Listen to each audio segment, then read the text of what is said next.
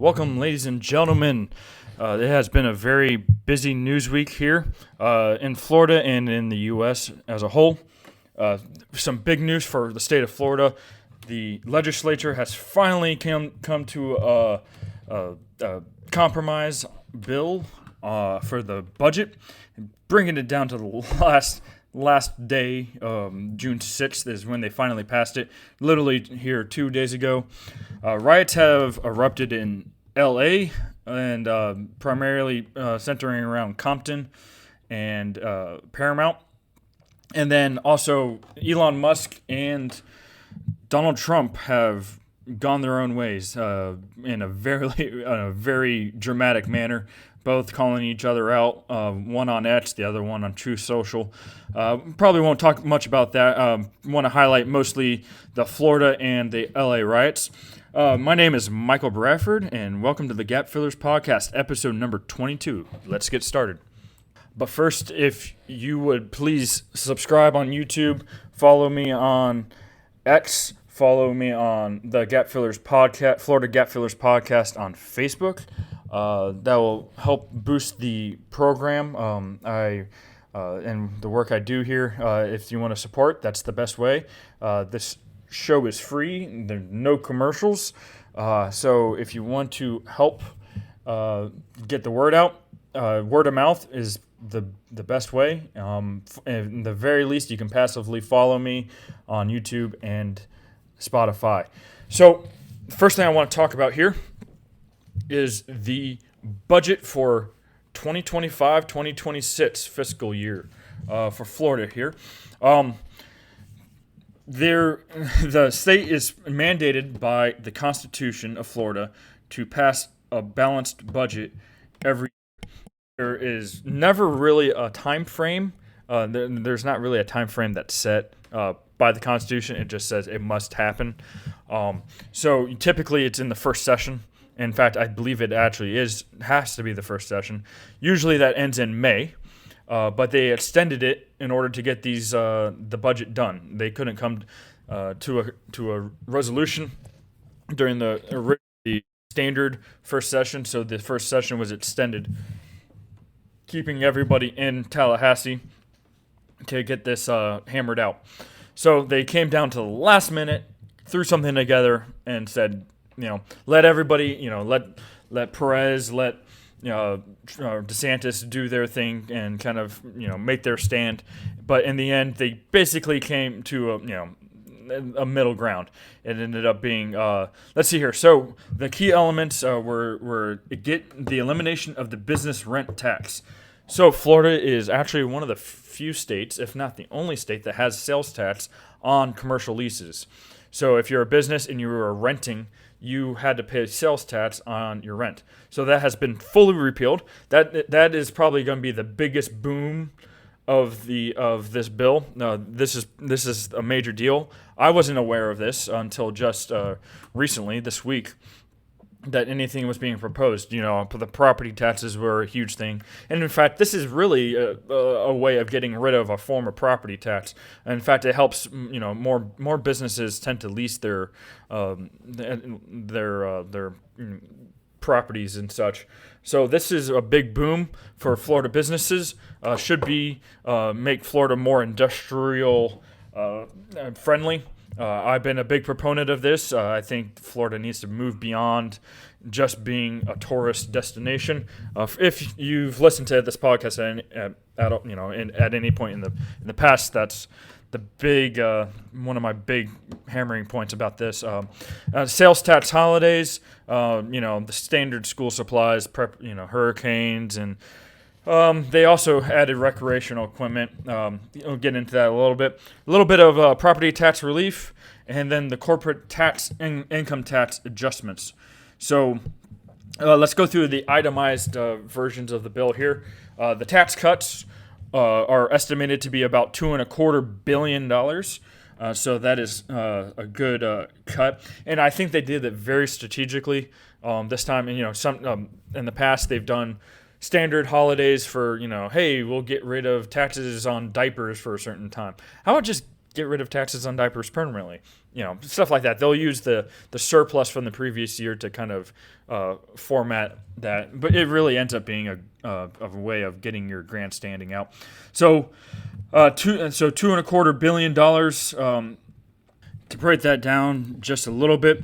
All right, so they're expecting $900 million in savings on taxes from the business rent. So that's almost half of the entire tax relief.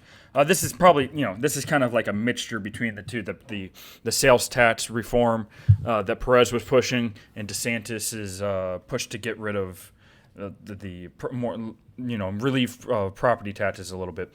So this is a big win for Floridians because it brings businesses to Florida and helps boost what Florida tends to have of a fairly low income per job. There's the middle class is very weird in the state of Florida because it lacks an industrial base, which is typically what classifies middle class jobs. You get the service industries, which end up being very stratified. You get low income, not necessarily minimum wage, but you wouldn't be classified in the middle class, $50,000 to $80,000. I believe that's what the middle class typically is currently.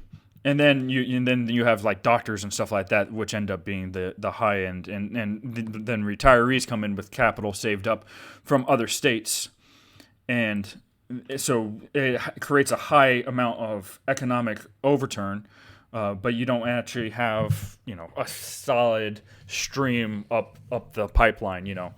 If you were to start in a factory, say, and start minimum wage janitorial work or something, unskilled, and then as you build up, you can get promoted through whatever. But Florida doesn't have that, so I think the idea of bringing more industry to Florida will strengthen the middle class. It will really prevent as stratified as the population currently is, because again, so many retirees, so many the healthcare industry kind of thing, so lawyers, all that stuff. That Florida has a ton of that, and very little industrial middle. So there ends up being a wide distribution, and which ends up raising the asset prices into an odd way of being. You can't really get a good asset price for a house. A good middle class house is very hard to get unless you live in very rural areas or very urban areas with high crime. So. $900 million, like I said, $350 million for temporary exemptions. I don't like the temporary exemptions. I'd rather them just be permanent.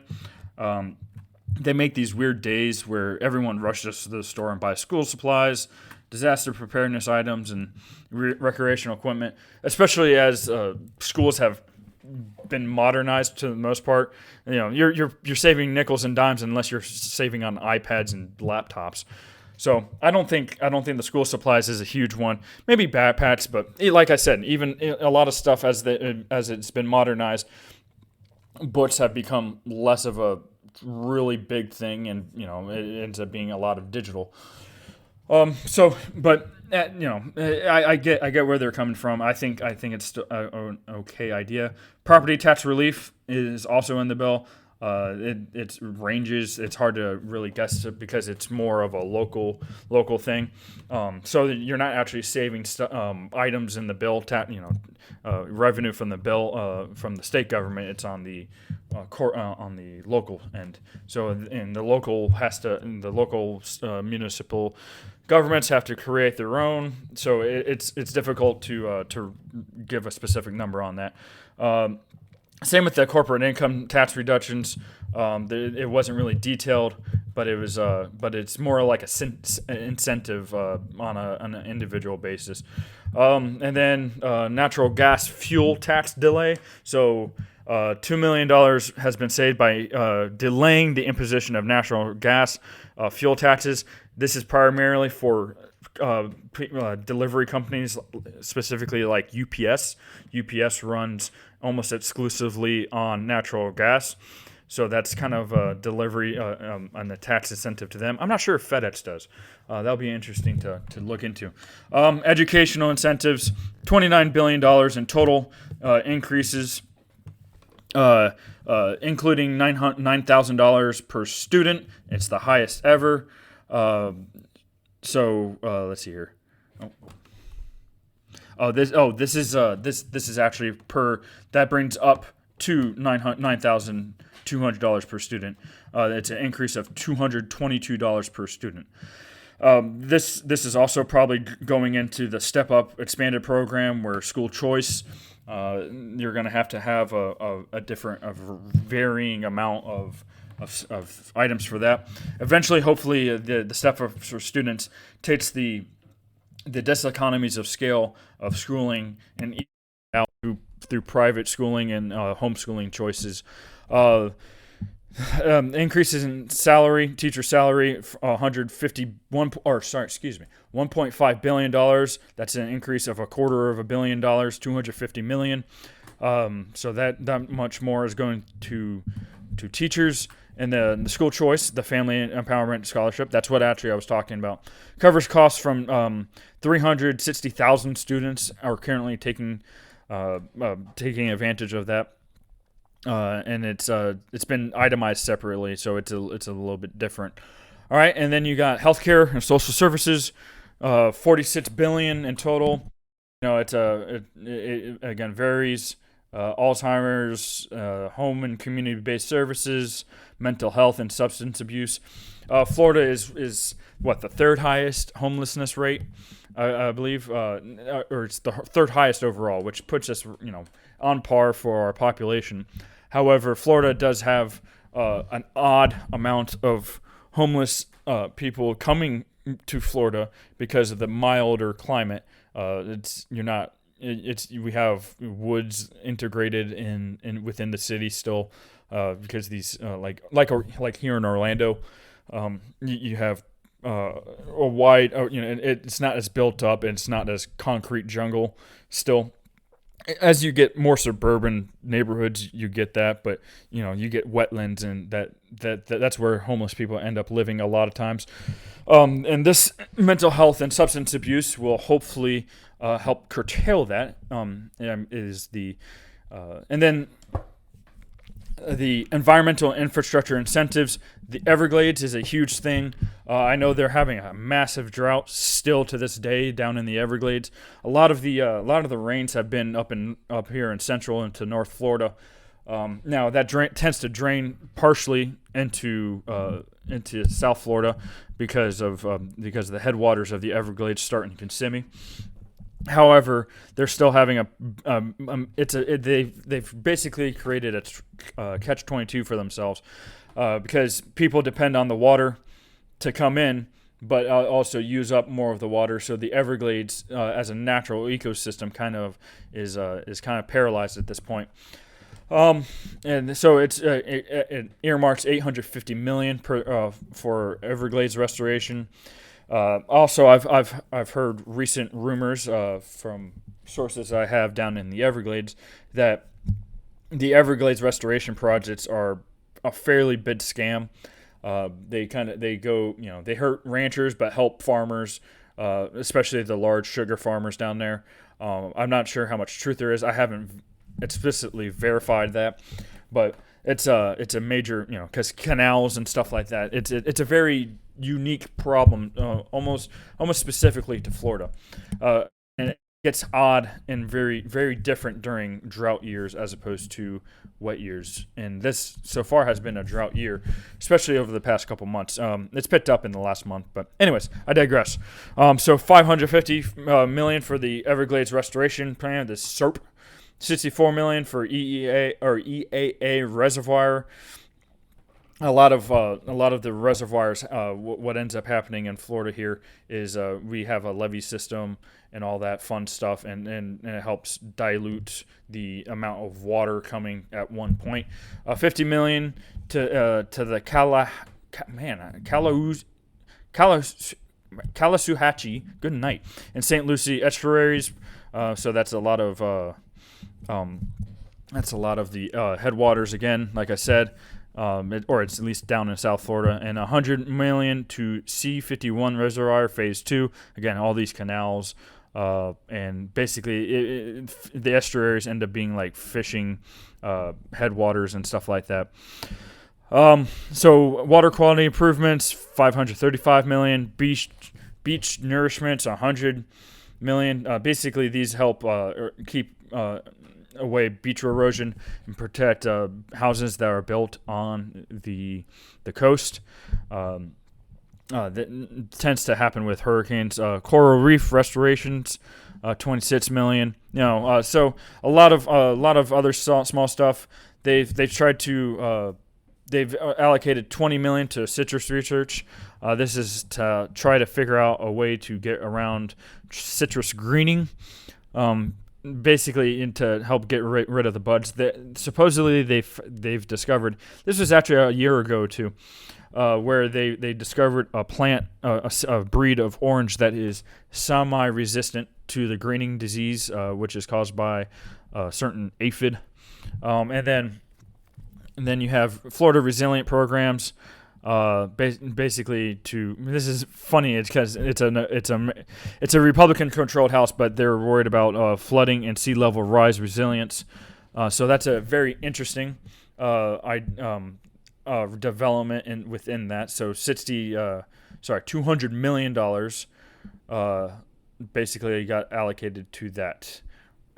Which is a very odd thing for the Florida super majority Republicans to have. So there's quite a bit in this bill. A lot of odd programs that I wouldn't necessarily think that there was in there, or a few odd programs, not necessarily a lot. So that's all interesting. I'm glad they finally came to a bill. I think the biggest highlight of this would be the commercial business rent tax. I think that is a very important development. We'll see how that improves the middle class of Florida. I even hate using middle class, but anyways, get on to the big development in the past couple of days is the LA protests. They have focused mostly around Los Angeles after ICE operations resulted in 118 arrests. That was 44 in June alone. Now, that might not seem like a lot, but considering that around the country it ends up being around 700 to 800 a day, Trump wants it more closer to double that. That means 118, an eighth of that alone is coming from LA. So, what is the big deal? Basically, they sent these. They developed it into protest because there's an ICE center there in Los Angeles. These protests have focused around Paramount and Compton.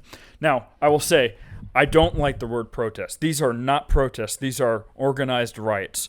There are literally videos showing people smashing pillars like road pillars to keep cars off of sidewalks and stuff, to basically throw and to hurt ICE agents and to basically they want a reaction, right? And I despise the only people I despise more than these writers really are the media personnel that like to sit there and get the perfect camera shot for these, between the two. They end up being in the way. They end up confusing the whole situation.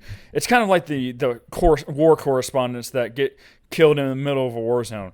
It's like, and then they try to be like, oh, this guy was a hero, and no, that's you're basically a supposedly innocent person sitting in the middle of a conflict and then whining about getting hit. this person was just a member of the press, got arrested, or this British guy, a 61-year-old British citizen was hit by a bullet, by a rubber bullet. Well, why was he there in the first place? Was he the one protesting? First of all, if he's a British person, a British citizen, why are you at a protest? If you were press, then you were in the way. I have very, very little sympathy for, especially for foreign correspondents being in the way. But a lot of what happens is that these people play both ends. They try to be the press, but they also try to be the protest, right? So a lot of times what ends up happening is it looks like there's more people protesting than there actually is. It makes it very hard to repel the people because the press ends up being on both sides of the line being pressed out, and then they get wrapped up into the problem. So that is one of the biggest things I hate. I hate the press being at these situations. Now, I don't think that should it be reported on? Absolutely. Should there be pictures? Absolutely. Need to be 500 people, 500 press agents at a 100-person protest or a riot, and it just gives them basically it swells their numbers to look more than they are. Then they always try to get the right angle where it looks like there's 100 people when there's only 5. It's just something stupid like that. And then there's always now on this one particularly, you have people waving around Mexican flags. It's been noted on X by multiple people that have a lot bigger following me that these are people, waving flags of countries that they don't want to be deported back to. Why? There's Burkina Faso. It's a random country in sub-Saharan Africa. Why are you here if you're so proud to be Burkina Faso? Then go back. Or I stated this: you don't have to leave, or you don't have to go home, but you can't stay here. You got to leave. If you're here illegally, you got to get out. If we were to have a major conflict, God forbid, with Russia or China or Iran or frankly Europe of some kind, we don't need people here that don't want to be here, right? That don't want to work, that want to take advantage of the system. So that's my biggest hang up with these illegal immigrants, that they want to kind of have the ease of being American without being American. They don't want to assimilate to the culture. They don't want to do that. They want to turn California into Mexico 2.0. Now, people. This is something that Newsom came on. Governor Newsom, he's the governor of California, came out and was like, well, California has the fourth largest economy in the world, right? So if it was its own country, it'd be fourth. Well, good for California. But California has 4 major port cities. They basically are resting on their laurels of the 1980s boom from Microsoft, late 80s, early 90s.